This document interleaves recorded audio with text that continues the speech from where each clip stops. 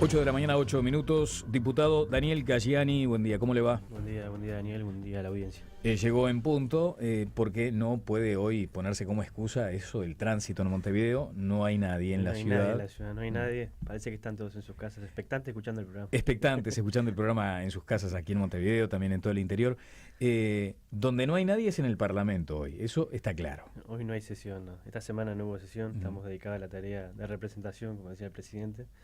Estamos recorriendo todos los barrios de Montevideo, también en la rural del Prado, o la criolla. Y bueno, estamos en tareas más bien. Auspician Califano Automóviles y Cambio Indumex.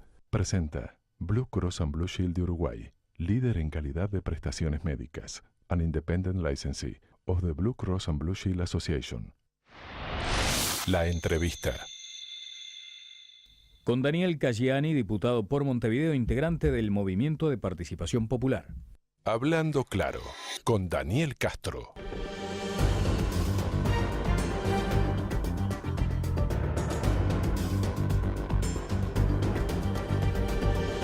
8 de la mañana, 8 minutos. Diputado Daniel Galliani, buen día, ¿cómo le va? Buen día Daniel, buen día a la audiencia. Llegó en punto porque no puede hoy ponerse como excusa eso del tránsito en Montevideo. No hay nadie en la ciudad. No hay nadie en la ciudad, no hay nadie. Parece que están todos en sus casas, expectantes escuchando el programa. Expectantes escuchando el programa en sus casas aquí en Montevideo, también en todo el interior.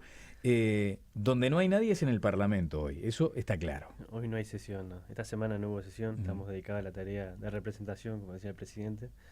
Estamos recorriendo todos los barrios de Montevideo, también en la rural del Prado, o la criolla. Y bueno, estamos en tareas más bien, porque en realidad tenemos casi 2 años y medio de elecciones.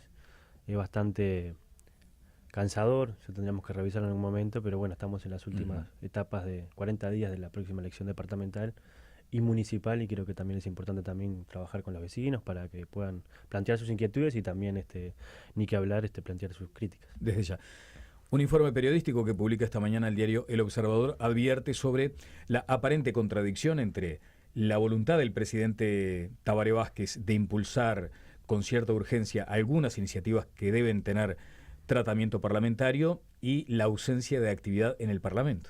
Sí, el presidente fue bien enfático en la reunión que tuvimos nosotros con él, la bancada de gobierno, que en realidad él no había planteado ningún proyecto de urgente consideración. Con el rótulo de urgente consideración. En realidad, de los 9 proyectos, uno ya fue aprobado, que es el proyecto de ley de modificación de los distritos electorales de los municipios, que es el que tenía más urgencia en términos de que en realidad necesitaba antes del día de abril ser aprobado, los efectos de poder que cada uno de los candidatos se puedan presentar en los 112 municipios que vamos a tener que elegir en todo el país. Después los demás tienen su proceso natural de discusión en cada una de las cámaras, las bancadas parlamentarias además están teniendo su proceso de discusión interna, y seguramente después la institución parlamentaria va a discutir con otros partidos políticos cuáles van a ser las cuestiones que se van a resolver. Bueno, el título es Proyectos de Vázquez duermen la siesta turística en el Parlamento. Palacio Legislativo permanece cerrado porque nadie convocó comisiones, y en la introducción de la nota dice: aunque ninguno de los proyectos remitidos al Parlamento el 5 de marzo fue considerado de urgencia por el Poder Ejecutivo, el presidente Tabaré Vázquez espera cuanto antes la aprobación de 8 iniciativas consideradas prioritarias para el inicio de la gestión. Mientras esas iniciativas ya ingresaron a diferentes comisiones del Senado y la Cámara de Representantes, los legisladores tomaron unos días de descanso de su actividad legislativa durante Semana Santa y recién volverán a analizar los textos a partir del lunes. Y allí apelo, en todo caso, Daniel, a su condición de hombre joven, legislador joven, que habrá advertido lo que fue durante tantos años la crítica a la poca actividad que tenían los parlamentarios. ¿Esto no alienta a que la gente suponga precisamente eso? A veces se confunde rapidez con eficacia. Yo creo que en realidad cuando uno discute proyectos de ley que afectan intereses o tienen responsabilidades en cada una de la vida de cada uno de los ciudadanos, también uno tiene que tomarse el tiempo para legislar correctamente. Pero me parece que poner, porque en realidad esta semana, poner en el centro de la discusión, que porque esta semana no sesiona el Parlamento separa el país, es como quizás medio tirar de los pelos. Sí, es necesario que el Parlamento tenga más eficacia en cuanto a los proyectos que trata, las resoluciones que toma, la forma que se discute y que sobre todo la sociedad conozca cuáles son los motivos de por qué se toman determinadas definiciones. Bueno, hay un recuadro con una entrevista a Alejandro Sánchez. Si alguna comisión hubiera decidido sesionar, podía hacerlo, dijo el presidente del Parlamento, de la Cámara de Diputados. Le preguntan por qué el Parlamento no funciona en Semana Santa. Es una linda pregunta, dice Sánchez. En realidad, el Palacio Legislativo históricamente ha cerrado los feriados. En ese contexto, los días que son feriados como la Semana Santa no funciona la Cámara, y como no funciona la Cámara tampoco son necesarios el resto de los servicios. El Palacio Legislativo cierra todos los feriados a no ser que haya necesidad de una sesión. Lo que hay es una realidad, y es que no hay ningún proyecto de ley para votar en pleno de la Cámara, así que va en línea con lo que usted señalaba. Decía Daniel, hace algunas semanas se aprobó la creación de 23 nuevos municipios en todo el país, según lo estipulado en la aplicación de esta ley de descentralización. La aplicación de este conocido como tercer nivel de gobierno ha tenido resultados dispares según la realidad de cada lugar del país y del sector político, además, que esté opinando. ¿Es para usted un hecho la descentralización? ¿Hay ajustes necesarios? Yo creo que lo importante es, nosotros comenzamos una segunda fase de la descentralización. La primera fase fue la posibilidad de inventar los primeros 89 municipios en todo el Uruguay. En realidad son gobiernos municipales. En realidad la gestión departamental y municipal históricamente en Uruguay había estado asociada a la intendencia. Hoy tenemos un tercer nivel de gobierno que le da las competencias municipales a los municipios, que son organismos colegiados y integrados por 5 personas, que hay una figura del alcalde. Esa primera instancia se cumplió en el 2010, donde se pusieron a consideración de la ciudadanía los primeros 89 municipios.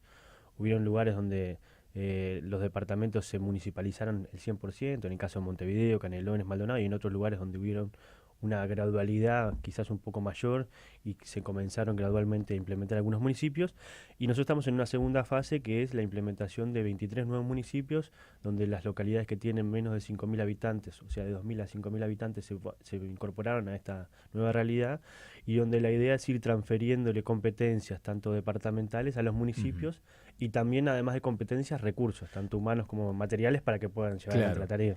Transferencias en la toma de decisiones, o sea, se delegan decisiones, y hay quienes sostienen que esto puede llegar a generar cuotas de poder, competencias por el poder en sí mismo. ¿Eso es bueno, es malo? Sí, yo creo que es capaz que, nosotros no éramos nacidos en esa época, pero capaz que fue la misma discusión que cuando se crearon los intendentes, la figura de intendente en 1908, que tenía ese tipo de es decir, cuando uno descentraliza, cuando uno deriva determinadas funciones, siempre está derivando también determinadas responsabilidades y por tanto poder. Y creo que si el fin o el objetivo de esta herramienta es que el gobierno, que el Estado llegue, tenga más cercanía con la gente, que la gente pueda involucrarse en la participación y en la construcción de esas políticas públicas, y que también esas políticas públicas tengan una mirada del territorio, de la particularidad de cada territorio, porque hay territorios que tienen una idiosincrasia parecida, diferente. Y creo que eso también le hace bien a la política, en tanto le incorpora otra visión que a veces desde el escritorio no se puede saber. ¿No le teme una competencia por el poder? No, pero yo creo que siempre y cuando sea dentro de las reglas electorales no hay ningún problema. Me parece que es sano que los vecinos, que los ciudadanos puedan tener la posibilidad de competir, proponer proyectos para sus pueblos, para sus localidades, y también tener los recursos necesarios como para que sobre todo haya una respuesta más rápida del Estado hacia la ciudadanía, que eso creo que es el objetivo central de la descentralización. Cayeni, la oposición marcó en algún momento algunas críticas en torno a esta ley aprobada recientemente, y se señaló que muchas veces había un criterio electoralista en algunos municipios para el diseño, para la confección de este instrumento. Sí, a veces, claro, cuando uno tiene que dividir el territorio siempre lo tiene que hacer en base a un criterio, y siempre va a ser arbitrario, porque en realidad no existen límites naturales en cuanto. Incluso la división de los propios departamentos respondió a una lógica política que quizás hoy está perimida, ¿no? De los 19 departamentos en función de determinadas lógicas donde había cohabitación entre el gobierno del Partido Nacional y el Partido Colorado. El Partido Colorado definía los jefes de policía y los intendentes lo definía el Partido Nacional. Había como un sistema. Creo que eso se ha ido superando, y creo que en realidad lo que nosotros pudimos dentro del marco legal que hoy existe, pudimos establecer los límites de los municipios en función de los distritos electorales que la Corte Electoral fija. Ujú. O sea, tuvimos una limitante muy importante. Quizás en Montevideo tendríamos que haber quedado más municipios. Es decir, en Montevideo hay 8 municipios que algunos tienen casi 260.000 habitantes, por tanto es muy difícil que 5 personas que trabajan mucho honorariamente puedan llegar a la problemática que tiene cada uno de los vecinos de Montevideo. Pero me parece que esto es un paso más y que es algo gradual, como todo lo que vamos haciendo en este país. Es ¿Y el una- óptimo cuál sería, Daniel? Yo creo que el óptimo sería ver cómo nosotros podemos también incorporar una cosa que se ha venido trabajando también desde el gobierno nacional, que es la coordinación también regional. Es decir, en realidad el Uruguay tiene regiones que naturalmente o socioeconómicamente tienen determinadas características.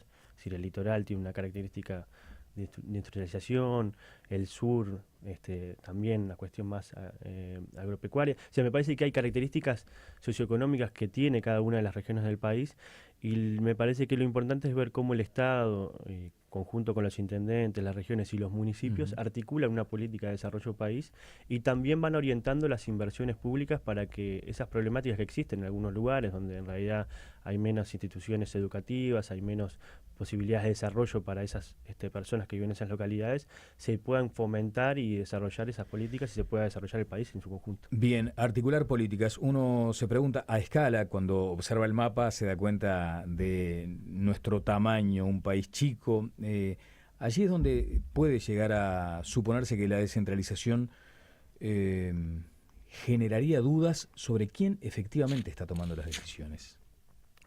Sí, yo creo que lo importante acá es que nosotros vamos a tener, seguramente a partir del 10 de mayo del 2015, vamos a tener 19 intendentes electos y 112 consejos municipales electos por la ciudadanía, con el voto obligatorio y secreto de cada uno de los ciudadanos. Por tanto, eso creo que es una seguridad en cuanto a la posibilidad y una legitimidad que le dan a las personas que van a ser electas a los efectos de desarrollar su tarea.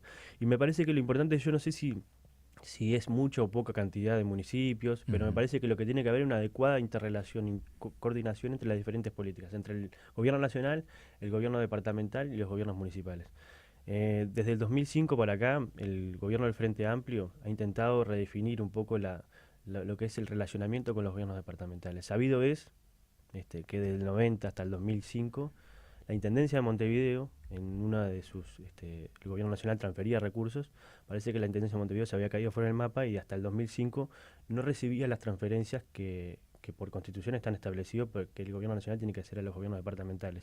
Eso ahí se ha ido modificando, se ha establecido un criterio más objetivo de reparto de esos recursos y ha habido un aumento importante de los recursos que se transfieren a los gobiernos departamentales y ahora municipales, porque en realidad son los gobiernos departamentales y municipales los que implementan las políticas Ujú. públicas.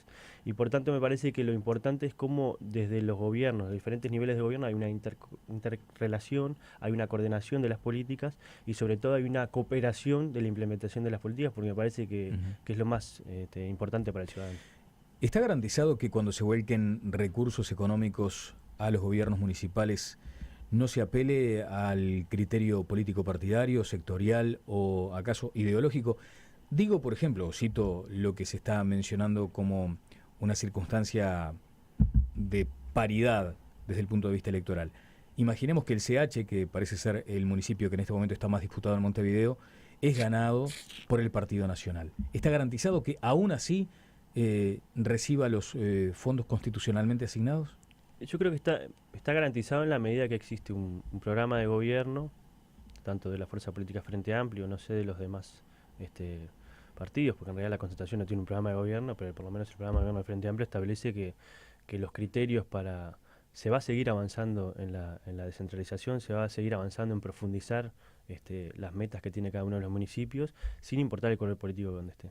Y hay un claro ejemplo, por ejemplo, en Maldonado, donde en realidad el gobierno departamental es de la Fuerza Política Frente Amplio, pero en realidad de los 8 municipios hay muchos que son del Partido Nacional y Maldonado hoy tiene más de 100 millones de dólares invertidos que son decididos por cada uno de los municipios sin importar el color político. Por tanto, en realidad la herramienta de centralización trata de estar por encima de las rispideces política partidaria y tratar de ver cómo se le llega más cercano a la gente y cómo se puede hacer implementar políticas públicas con los ciudadanos. Bien, hay un mensaje de la audiencia. La excusa de que hay muchas personas en la ciudad y es necesario inventar nuevos municipios para poder llegar a la gente es incoherente con los tiempos, dice un oyente. ¿Cuál es su opinión sobre eso? No, a ver, en realidad en Montevideo existen 18 centros comunales zonales. En su momento existían 18 oficinas administrativas y políticas de cada uno de los municipios. Cuando se crearon los municipios se achicaron a 8 y creo que en realidad hay municipios en todo el Uruguay que tienen 5.000 habitantes. Ahora creamos municipios de 150 personas, Sí. Cerro Largo. Uh-huh. Y creo que un municipio que tiene una extensión territorial tan amplia como en el caso puede ser el municipio G en Colón, que tiene un territorio muy amplio y muy diverso, porque en realidad Montevideo se centralizan las principales problemáticas sociales del país, también tiene que tener una especial atención. Bien, pero les merece atención especial, volviendo al tema del CH, ¿ese municipio entienden que es, si se me permite el término, perdible? Yo creo que todos los municipios tienen una sana competencia y me parece que es importante que los partidos tradicionales, en el caso de la concertación, ponga especial hincapié en la pelea electoral, pero me parece que en términos generales el municipio CH ha tenido una muy buena gestión por parte del alcalde Luján, y que incluso es uno de los candidatos a ser reelectos. Por tanto, va a haber una competencia sana y que creo que está bueno que cada uno de los candidatos puedan expresar sus ideas y bueno, que después la ciudadanía elija cuál entiende que es mejor para gobernar. Bien, diputado Caggiani, según las encuestas, los sondeos de opinión, parece estar resuelto el tema electoral aquí en Montevideo en cuanto a la intendencia, y hay quienes sostienen que se ha transformado en una interna de la fuerza política y que responde además a la necesidad de marcar espacios de poder. Cuando usted sale a hacer campaña, en este caso por Lucía Topolansky, y le consultan a propósito de esos temas, ¿cuál es su respuesta? Yo creo que las elecciones tienen que darse primero, el 10 de mayo va a haber elecciones, si la ciudadanía va a elegir. Parece que la concertación es lo parecido a un libro de ciencia ficción, a mí me hace acordar la historia de Frankenstein, donde el invento se volvió en contra de su propio inventor, ¿no? Se intentó crear vida a partir de la electricidad y terminó. Y la concertación parece algo parecido al cuento de ciencia ficción de Frankenstein, porque en realidad el propio invento de los partidos tradicionales, que en realidad surgió como un invento en contra del Frente Amplio, terminó estando en contra de los partidos tradicionales, incluso el Partido Colorado y el Partido Nacional tienen varios líos ahí adentro. Por tanto, creo que igual hay una oferta electoral importante. Yo creo que tanto el doctor Garcés como los diferentes candidatos del Partido de la Concertación están haciendo un trabajo muy importante y tratando de llegar a toda la ciudadanía. Y el Frente Amplio también tiene que presentar sus diferentes candidatos a los efectos de cuáles son las principales transformaciones que Montevideo tiene que hacer. No está resuelto el tema desde su punto de vista, hay que ir al 10 de mayo y saber exactamente cuál es el resultado de la Y esto obra. es como cada uno de los partidos, el partido que piensa que está ganado se puede perder. Claro, pero no responde a esa pregunta vinculada a lo que percibe la gente también, de que terminó transformándose en una interna del Frente Amplio y en una lucha de poder. Yo creo que lo que tiene el Frente Amplio, por suerte, es que por primera vez en su historia, en Montevideo además de tener un programa único, va a ir con 3 candidatos, tanto Virginia, Daniel y Lucía son excelentes candidatos para Montevideo. Pero ustedes quieren que gane Lucía. Nosotros queremos que gane Lucía y estamos haciendo campaña, nosotros la 609, la 1001, el Fidel, el Partido Comunista, es decir, hay muchos, la 711, muchos sectores que por suerte han apoyado la candidatura de Lucía, y porque nosotros entendemos que Lucía es una candidata que tiene atributos muy importantes para Montevideo, es decir, Montevideo necesita transformaciones, hay que tratar de que esas transformaciones que son necesarias sean posibles, y Lucía tiene un rol y un liderazgo político que me parece que va en sentido de esas transformaciones necesarias. Si yo tuviera que definir a Lucía, yo creo que Lucía es como un trueno, ¿no? Lucía va a mover las estructuras de la ciudad y seguramente va a trabajar para que otros aprovechen la llovizna, porque en realidad Lucía va a trabajar para que el Montevideo del 2020-2025 sea disfrutado por los ciudadanos. Y por tanto creo que Lucía ha tenido un liderazgo político muy importante, yo que sé, lo que ha sido su tarea en la gestión del Parlamento Nacional, es decir, no ha habido quizás una de las reformas más importantes que ha tenido el país en estos 10 años, ha sido el sistema público de vivienda o el sistema nacional de vivienda, donde se cambió la institucionalidad, donde en realidad se estableció se mejoró el Banco Hipotecario del Uruguay, se creó la Agencia Nacional de Vivienda, se estableció la ley de vivienda de interés social, una ley muy importante que hoy ahí nos va a permitir tener construidas 6.000 viviendas en Montevideo. Pero también allí debemos incorporar la desazón del expresidente Mujica respecto, por ejemplo, al Plan Juntos. O sea, no todos aquellos objetivos fueron cumplidos. Sí, pero bueno, si uno mira el Plan Juntos, lo dijo el propio presidente, si uno compara lo que fue el primer quinquenio del MEVIR y lo que fue el primer quinquenio del Plan Juntos, 4.000 viviendas quizás no resuelven la emergencia habitacional, porque aún seguimos en ese problema, pero sí por lo menos avanza en cuanto a la posibilidad de darle un salvavidas a mucha gente que está. Bien. Pero yo iba a lo Sí, de que usted entiende que Lucía demuestra su gestión. No, sí. y Lucía lideró desde el Parlamento, tuvo liderazgo político también para incorporar a la oposición a los diferentes organismos de Contralor. En realidad, desde el gobierno de Sanguinetti, la oposición, a nosotros cuando nos tocó hacer oposición, y la oposición ahora del Partido Nacional del Partido Colorado no estaba integrada a los organismos de Contralor.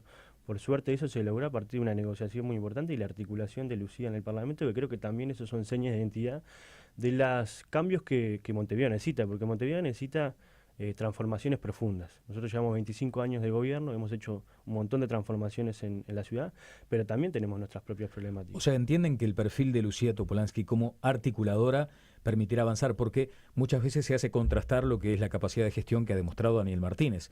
¿Ustedes consideran que Montevideo necesita en este momento articular políticas aún con sectores de la oposición? Yo creo que Montevideo tiene problemas bastante complejos para resolver, que no se resuelven solo con gestión, que la gestión es muy importante y creo que es parte del saber hacer, pero necesita, cuando uno gobierna, también resuelve conflictos e intereses. Y uno tiene que tener la sensibilidad social para saber a qué interés afecta y qué interés deja de lado. ¿A qué se refiere como ejemplo? Y esto es bien sencillo, cuando uno tiene problemas con la trama urbana de la ciudad, donde existe una ciudad fragmentada, donde en realidad el norte de la ciudad tiene problemas de condiciones bastante complejas desde el punto de vista de lo que son los servicios públicos, Montevideo tiene que dar un salto en calidad en cuanto a la inversión pública, en cuanto a la inversión en viviendas, en cuanto a la inversión en infraestructura urbana, y eso necesita un liderazgo político a los efectos de dirigir la inversión pública. Y me parece que Lucía tiene una visión de país, conoce el departamento, tiene una sensibilidad social muy importante y a la hora de tener que decidir entre los que más tienen y los que menos tienen, Lucía va a tener la sensibilidad social para hacerlo por los que menos tienen. Bien, ahora hubo 25 años para promover cambios profundos, importantes. ¿Cómo evalúa lo que ha sido la gestión del Frente Amplio en este tiempo? Mirá, ¿Cuántos años tiene usted? Yo tengo 31, así que cuando asumió el primer gobierno de Frente tenía 6 años. Yo nací en el 83. Así que, por tanto, hay mucha de la ciudad que desconozco y también, como le debe pasar a muchas generaciones, doy por cierta muchas de las modificaciones que hizo el Frente Amplio como naturales. A mí me contaron que, por ejemplo, antes los 32 kilómetros de costa que hoy tenemos en Montevideo era bastante difícil bañarse porque en realidad las condiciones sanitarias de las aguas eran bastante complejas. Es decir, el saneamiento de la ciudad era un tema complejo, que por suerte hoy tenemos el plan de saneamiento 4, o sea, ya llevamos 4 planes de saneamiento donde llevamos invertido más de 1.500 millones de dólares abajo de la tierra y que ha permitido que se mejore la calidad de vida de muchos ciudadanos. Sin duda que había habido avances muy importantes, salimos de una ciudad bastante, por lo menos olvidada en términos de gestión y de desarrollo del país. Hoy es la capital del país, la capital la capital de Mercosur, y tiene una condición natural como para liderar otros procesos que se dan en América Latina, y me parece que lo importante es cómo nosotros podemos pensar el Montevideo del 2050 y cómo hacemos para que esas transformaciones que son necesarias para Montevideo se den. Por ejemplo, hay un montón de proyectos que hacen a cómo se ordena el país, cómo se ordena la ciudad, la discusión entre la interacción entre el puerto y la ciudad, el ordenamiento de las zonas de actividad logística, el reordenamiento del plan de movilidad, que también es un problema para la ciudad, el transporte. Y me parece que eso necesita liderazgo político y conocimiento, y Lucía lo tiene. ¿Y dónde está la principal falencia que debe resolverse? Porque también cuando se habla con el montevideano común y corriente, el montevideano de a pie sigue preocupado por las condiciones que presenta el transporte público, por lo que significa la lucha eterna contra la basura. Yo creo que hay 2 o 3 principales problemas. Uno, que si bien hoy por suerte llegamos a condiciones de pobreza de menos de un dígito, en Montevideo se concentra la principal problemática más estructural de pobreza y todas sus consecuencias. Montevideo tiene el 35% de los niños de 0 a 6 años nacen bajo la línea de pobreza en Montevideo. Montevideo tiene problemáticas muy importantes con la vivienda respecto al tema de los asentamientos. Hay más de 112.000 personas que siguen viviendo en asentamientos. Por tanto, la fragmentación de la ciudad y la integración o la redensificación de la ciudad es uno de los problemas estructurales más grandes que tiene Montevideo, porque la ciudad se va extendiendo y esos son servicios más costosos para todos los ciudadanos. ¿Entienden que ahí hubo una falla de la administración? No, yo creo que ahí hubo avances significativos. En realidad, desde el 2004 para acá han disminuido la cantidad de asentamientos. Lo que sí hubo una concentración muy importante de la pobreza a partir de lo que fueron las políticas neoliberales de la década del 90, que residió sobre todo en el área metropolitana del Uruguay, y en Montevideo ha sido muy importante. Por tanto, creo que eso es uno de los principales déficits que tiene la ciudad en términos estructurales. Yo creo que nosotros hemos avanzado, la ciudad ha avanzado mucho en términos de cómo se limpia y cuáles han sido las mejoras que han habido, pero necesitamos más compromiso de los ciudadanos para que eso también se cumpla. Tú sos del interior, sí, y cada uno de nosotros vamos también al interior y sabemos que las ciudades del interior son mucho más limpias, y en realidad, además de que se limpian, es porque hay una otra cultura. Acá eso no se da, entonces también hay que problematizar de cómo también incorporamos la cultura ciudadana de mejorar la ciudad. Bien, Daniel, dígame, ¿en qué se basa para afirmar que hubo un retroceso en los asentamientos en el cinturón urbano aquí en Montevideo, en la zona metropolitana? No, hay números del PIAI nacional y del PIAI que dicen eso, es decir, que sostienen que en realidad se disminuyó la cantidad de asentamientos y se disminuyó la cantidad de gente que vive en asentamientos, por una política importante de relocalización de asentamientos, sobre todo en los lugares en las cuencas de los arroyos, donde son lugares más inundables. Todavía tenemos un debe muy importante, y sobre todo también por la mejora económica de las familias, que también le permitió quizás alquilar o poder comprarse una vivienda, y también eso ha mejorado también las condiciones. Bien, vamos a hacer una pausa, seguiremos hablando luego con el diputado Daniel Galliani. El martes estarán presentando Mujica y Lucía Topolansky la lista 609 de cara a estas departamentales, ¿es correcto? Sí, es así. ¿El martes a qué hora? El martes a las 7 en el local del MVP, ahí en Mercedes y Ejido. Lanzamos la segunda fase de la campaña de la 609 de Lucía Intendenta, una primera fase capilar, y ahora vamos con todo para la segunda fase, los 40 días. 8 de la mañana y 36 minutos, seguimos en la mañana del Espectador, también a través de Concierto Urbana, con el diputado Daniel Galliani. El sistema político, Daniel, en particular el Frente Amplio, se sorprendieron cuando en los últimos días se supo que el Poder Ejecutivo está, se dijo en esos términos, avanzando en las negociaciones para integrar el TISA. El MPP fue uno de los sectores que por lo menos empezó a mirar, si usted me permite el término, con lupa este asunto. O sea, ¿cómo están viendo este tema? Y si corre algún riesgo el país, si se integra, si está en juego, por ejemplo, un aspecto que siempre se menciona en estos casos como el de la soberanía.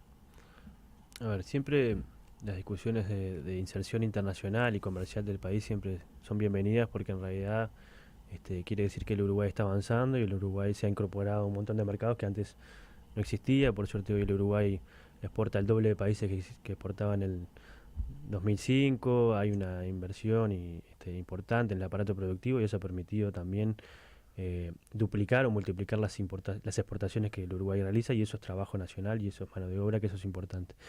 En términos generales, nosotros no tenemos ninguna información oficial sobre los avances que se ha tenido en esta ronda de acuerdos, porque en realidad el TISA es una ronda de acuerdos que se están dando con varios países. No todos los países intervienen. En Brasil, por ejemplo, Brasil y Argentina en la región no intervienen, sí interviene Paraguay, y algunos los conocen como tratados que incorporan o liberalizan los servicios comerciales, es decir, los servicios que están asociados a la educación, a la salud, al agua potable, también los servicios de telecomunicaciones, los servicios aeroportuarios. Hay un montón de servicios, hay una lista que estaría integrando la negociación, y la idea es poder aumentar el flujo comercial, claro, que los países firman esos tratados. Ahora, los promotores del TISA vieron con buenos ojos la incorporación de Uruguay, de hecho así lo señalaron en su momento, y me gustaría consultarle por declaraciones del propio presidente de la República, Tabaré Vázquez, que se enteró por la prensa del asunto, según lo transmitió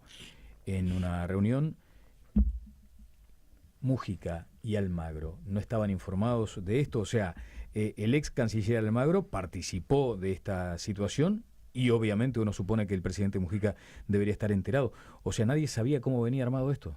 Mira, yo lo que también estoy informado, yo me comuniqué tanto con el ex canciller Luis Almagro y con el actual canciller Rodolfo Noboa primero para estar informado acerca de lo que se está proponiendo. Incluso invitamos, y el actual canciller Rodolfo Noboa estuvo de acuerdo en poder participar en una reunión con la bancada de diputados del Frente Amplio a los efectos de informar cuáles son los alcances, porque ahora en esta semana, la semana que viene, va a haber la primera ronda y el tratado, las ronda de negociaciones funcionan con listas negativas, es decir, que cada uno de los países tiene que establecer claramente cuáles son los sectores que le interesan que no entren dentro del tratado, y Uruguay estaba haciendo un estudio para ver cuáles son los sectores que no van a ingresar, y por tanto a nosotros nos preocupa y nos parece muy importante que haya una información a la bancada de gobierno, porque en realidad el tratado va a ser, en caso de ser firmado, va a ser ratificado por el Parlamento.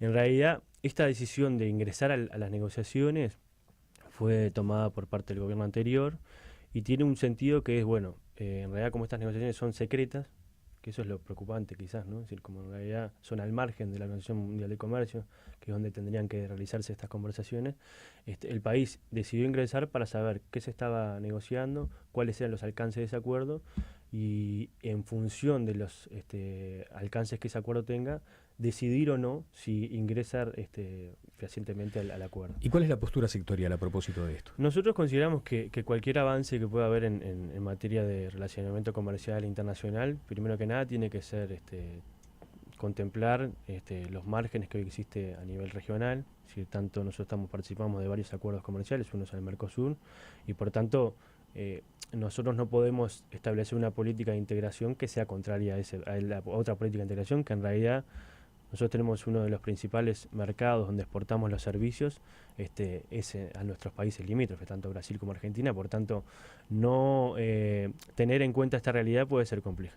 Por otro lado, también estamos atentos y estamos haciendo un seguimiento muy importante porque entendemos que cualquier tipo de acuerdo comercial que el país pueda alcanzar no puede por lo menos afectar la soberanía del país ni el aparato productivo, y por tanto servicios que son por lo menos muy importantes o muy cercanos a la ciudadanía, como puede ser el sistema de telecomunicaciones, que además tiene una de las posibilidades de desarrollo mayor para el país, genera mayores encadenamientos tanto a la interna del país como hacia afuera, se pueden complementar con otro tipo de industrias, y por tanto liberalizar ese sector a la competencia externa puede ser también proclive a que la empresa de telecomunicaciones, Antel, pueda tener algún tipo de afectación. Bien, Cayani, en principio entonces, si estoy entendiendo bien, tienen una mirada crítica sobre esta posibilidad. Nosotros tenemos una mirada de atención, queremos informarnos y vamos a informarnos y sobre todo a seguir de cerca a los efectos de que no haya ningún tipo, no se firme o no se llegue a ningún tipo de acuerdo que lesione la soberanía del país. Yo creo que esta mirada es común de todo el gobierno, tanto el presidente de la República como el actual canciller y el equipo de Cancillería, y por tanto me parece que esto es un trabajo en conjunto entre el gobierno nacional, ejecutivo y la bancada, a los efectos de que los alcances que se puedan llegar sean compartidos. ¿El MPP no debería haber tenido contacto antes con esta información? A ver, nosotros desde el punto de vista institucional nos enteramos como se enteraron todos. En realidad hubo una decisión del Poder Ejecutivo y el Parlamento como institución todavía no se enteró. En tanto, tampoco tiene por qué hacerlo desde el punto de vista institucional. Sí me parece que quizás habría que mediar una comunicación más formal entre la Cancillería y sobre todo la Comisión de Internacionales para que estén más al tanto de lo que está sucediendo, sobre todo teniendo en cuenta que son acuerdos que pueden tener condicionamientos con la soberanía nacional del país para el futuro. ¿Cuándo será la reunión con el canciller Nin? Él fue libre para que la bancada, yo ya me comuniqué con Susana Pereira, la actual coordinadora del Frente Amplio, para los efectos de que en función de la agenda que tenga la bancada pueda hacerlo seguramente en este mes, ahora en abril. Bien, vamos a otro tema que ha generado en principio algunas divergencias en la interna del gobierno, el decreto sobre el Fondes. Allí hoy trasciende en la diaria un artículo que se titula La forma y el fondo. El decreto sobre el Fondes generó sorpresa en el Ministerio de Economía y Finanzas y molestia del vasquismo con el titular de la OPP. Es un informe que firma Ricardo Escagliola. El Fondo para el Desarrollo del Fondes, creado durante la administración de José Mujica para impulsar los emprendimientos autogestionados, sigue dando que hablar. La redacción del decreto firmado el lunes 23 por Tabaré Vázquez y el ministro de Economía y Finanzas, Danilo Astori, sin que el director de la Oficina de Planeamiento y Presupuesto, Álvaro García, hubiera sondeado previamente a la bancada parlamentaria, generó las primeras fricciones entre Economía y la OPP y molestó al presidente, según pudo saber la diaria de Fuentes de Presidencia. Desde el lugar que ocupa usted en el Parlamento, ¿cómo está analizando este tema, Daniel? No, a ver, dentro de los 9 proyectos que envió el Poder Ejecutivo, uno era la institucionalización del Fondes, y en realidad ese proyecto está en discusión en la bancada del Frente Amplio. Seguramente va a recibir modificaciones porque está tanto en el PIT-CNT como la propia Asociación de Empresas Autogestionadas tienen por lo menos aportes para hacerle el proyecto. Hay un decreto de por medio, además. Y eso fue una de las primeras instancias donde el presidente nos comunicó y incluso nos dijo, esto es un ámbito donde nosotros vamos a compartir información y la bancada tiene la total autonomía para definir el proyecto que entiendan necesario, de los 9 proyectos, ¿no? Nos dijo, es decir, en realidad ustedes son un poder independiente y tienen posibilidad de modificar y establecer los criterios que ustedes entiendan necesarios. Por tanto, ahí hay una discusión. ¿Pero no coliden un decreto con esta voluntad del presidente? Por otro lado, lo que nos sorprendió sí fue el posicionamiento de este decreto, que en realidad es casi la misma ley establecida en un decreto. Nos sorprendió porque no hubo una comunicación de por medio de que iba a existir ese tipo de decretos. A ver, el Ejecutivo tiene la potestad de establecer las reglamentaciones y los decretos correspondientes sin consultar a la bancada de gobierno. Por tanto, legalmente la asista la razón.